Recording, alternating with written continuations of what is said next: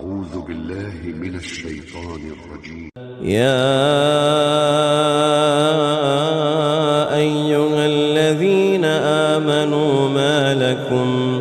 ما لكم إذا قيل لكم انفروا في سبيل الله اثاقلتم إلى الأرض أرضيتم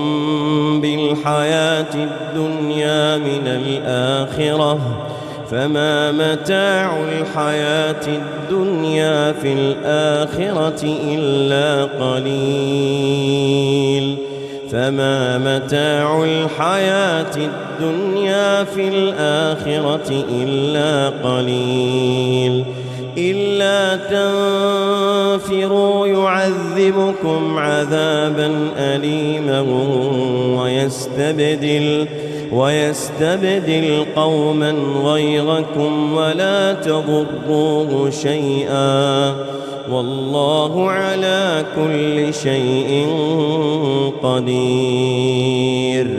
إلا تنصروه فقد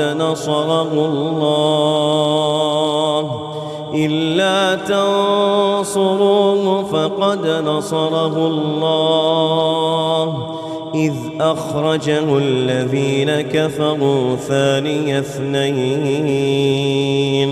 إذ هما في الغار إذ يقول لصاحبه لا تحزن إذ أخرجه الذين كفروا ثاني اثنين إذ يقول لصاحبه لا تحزن إن الله معنا فأنزل الله سكينته عليه وأيده بجنود لم تروها